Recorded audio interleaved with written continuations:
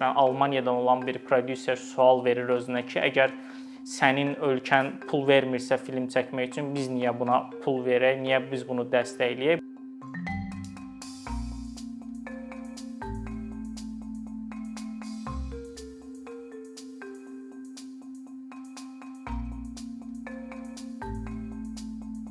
Son bir ildə Azərbaycan kinosunda yaradıcı insanların söhbət rejissorlardan gedirsə, ssenari müəlliflərindən gedirsə, əsas qayğısı və narahatlığı bu idi ki, ölkədə dövlət tərəfindən sifariş edilən heç bir film, tam metrajlı bədii film istehsala buraxılmamışdı.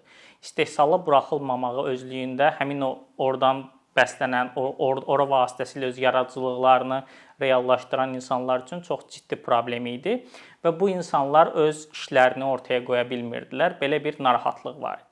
Bunun həll yolu olaraq isə artıq iyul ayından etibarən ARKA, Azərbaycan Respublikası Kino Agentliyi 5.5 milyon manatlıq bir layihə elan elədi və layihənin nəticəsində də gələn ildən artıq etibarən film istehsal olunacağı qərarı verildi. Lakin artıq bununla birlikdə son 2 ildir ki, belə bir mənzərə ortaya çıxdı ki, son 2 ildə heç bir tam metrajlı bədii film istehsalata buraxılmayıb. Bu isə insanlarda istər-istəməz narahatlıqlara səbəb oldu. İnsanlar da öz ətrafında baş verənlər barəsində, 2-ci Qarabağ müharibəsi barəsində və başqa bir çox məsələ barəsində filmlər gözləyirdilər. Lakin həmin gözləntilər qarşılanmadı. Ümumilikdə bütün narazılıqların bəlkə də əsas çıxış nöqtəsi bu idi. Çünki eyni zamanda Azərbaycanda öz maliyyəsi hesabına komediya filmləri və ya dram filmləri çəkən insanlar oldu ki, o filmlərdən bəziləri kinoteatrlarda uğur qazandı, bəziləri qazana bilmədi normal olaraq. Amma bütün bunlara baxmayaraq dövlət tərəfindən həmin o dəstəyin kəsilməsi və ya ümumiyyətlə istehsalata buraxılmaması çox böyük narazılığa gətirib çıxartdı. ARKA tərəfindən təşkil olunan 5.5 milyon manatlıq film layihələri müsabiqəsi yekunlaşdı və nəticələri ümumilikdə qənaətbəxş saymaq olar. Çünki mən həmin pitchinglərdə, həmin layihələrin müdafiəsi tədbirində iştirak eləmişdim və hardasa bunu anlamaq olar. Lakin orada 2 layihə var idi ki, çox ciddi etiraza səbəb oldu. Çünki həmin layihələrin təqdimatı zamanı və həmin layihələrin özü insanlar jüri tərəfindən bəyənilməmişdi. Digər tərəfdən həmin layihələri tövsiyə edən və qabardan ekspert şurası oldu. Ekspert şurası Mədəniyyət Nazirliyinin yaratdığı əlavə bir könüllü əsaslı olan bir qurumdur. Ekspert şurasının əsas üzvləri həmin Azərbaycan kinosu üçün çox böyük əziyyətləri olan, çox böyük əmək sərf edən insanların toplanaraq dövlət tərəfindən hansı filmlərin maliyyələşəcəyinə birlikdə qərar vermək funksiyası daşıyır.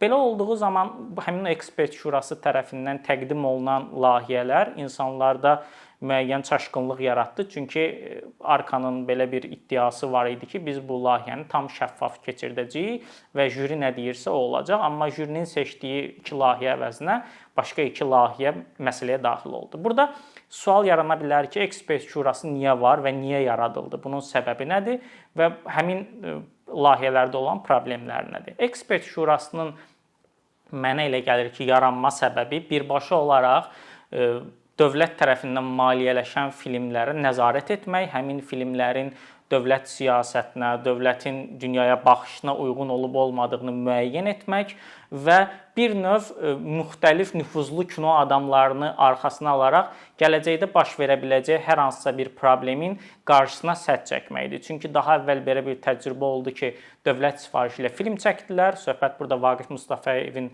Həyat deyəsən gözəldir filmindən gedir. Daha sonra həmin film dövlət tərəfindən xoş qarşılanmadı və müəyyən mənada senzuraya da məruz qaldı. Hətta Vaqif Mustafayev özü bu kinoforumda bunu bildirdi ki, Mədəniyyət naziri mənim filmə baxdı və daha sonra filmi müəyyən yerlərini baxırdı, gülürdü və müəyyən yerlərini sildirdi məndən. Belə bir açıqlaması da var idi və ona görə həmin ARKA-nın bu hazırki mövcud idarə heyəti bunu düşünür ki, biz öz işimizi maksimum dərəcədə təhlükəsizləşdirək və heç bir problem bizə yaranmasın. Əlbəttə, belə bir əlavə qurumun yaranması isə istər-istəməz sui-istifadəyə də gətirib çıxardır. Çünki sui-istifadə jüri qərar verir və amma başqa bir qüvvələr, başqa filmlərin uyğun olduğunu düşünür. Üstəlik nəzərə alın ki, həmin o layihədə olan, həmin o müsabiqədə olan rejissor olaraq layihəsini təqdim edən bir şəxs eyni zamanda ekspert şurasında təmsil olunur. Bu özü-özlüyündə maraqların toqquşması deməkdir və əlbəttə insanlar da bunu etirazla qarşıladılar. Daha sonra isə Arka belə bir açıqlama verdi ki, yox, həmin filmlər inkişaf etdiriləcək və ondan sonra istehsalata buraxılacaq, ssenarisi üzərində iş gedəcək və s. və ilaxır. Amma yenə də nəticə faktlığında qalır ki, həmin layihələr jürinin seçdiyi layihələr deyil, ekspert şurasının qərar verdiyi layihələrdir. Əlbəttə 11 tutalım, orada 11 layihə var və 11 layihədə bunlar seçilib. Sual yarana bilər ki, 2 layihə bəlkə də göz yummaq olar, amma burada əsas məsələ odur ki, ümumilikdə 4 film var, tam metrajlı bədii film və onların ikisini ekspert şurası seçir. Bu özü-özlüyündə konflikt yaradacaq məsələdir. Çünki 50% deməkdir. Ümumilikdə ayrılan büdcənin isə 1.8 milyonunu onlar ayırıblar həmin iki filmə. Bu isə ümumi büdcənin 5.5 milyonluq büdcənin 33% deməkdir. Yəni rəqəm olaraq çox böyükdür. İlkin olaraq biz baxdığımız zaman cəmi 2 layihə kimi görünür, amma maliyyə olaraq çox böyükdür, faiz olaraq da çox böyükdür. Bu senzura məsələsi ümumilikdə Azərbaycan kinosunda son bir neçə ayda həddindən artıq qabardı və həddindən artıq bunun ətrafında da müzakirələr döndü. Bunun əsas səbəbi isə Dokubaku Beynəlxalq Sənədli Filmlər Festivalında baş verən hadisə idi. Həmin hadisənin detallarına varmadan sadəcə qısa olaraq bunu deyim ki, həmin senzura olunan filmlər, 3 film var idi, Azərbaycan filmi. Onlardan ikisi daha əvvəl Azərbaycanda nümayiş olunan filmlərdir və hətta Mədəniyyət Nazirliyi tərəfindən dəstəklənən filmlərdir. Mükafat da alıblar həmin filmlər. Sadəcə yeni Arka rəhbərliyi düşünüb ki, bu layihələrdə müəyyən qədər problem yarana bilər və onun üçün əlavə ehtiyat tədbirləri də görüblər. Yenə ekspert şurasında olan kimi burada da əlavə ehtiyat tədbirləri görüblər və həmin layihələri buraxmadılar. Burada festival rəhbərliyi ilə Mədəniyyət Nazirliyi arasında belə bir sövdələşmə oldu. Daha sonra isə bunun ortaya çıxması isə həmin o jüridə olan insanların və həmin o məsələnin getdikcə qabarması nəticəsində baş verdi və sonda isə ümumiyyətlə orada iştirak edən bir çox insanlar həmin festivalı boykot elədilər, filmlərini çəkdilər. Çünki senzuranın qəbul edilməz olduğunu düşündülər.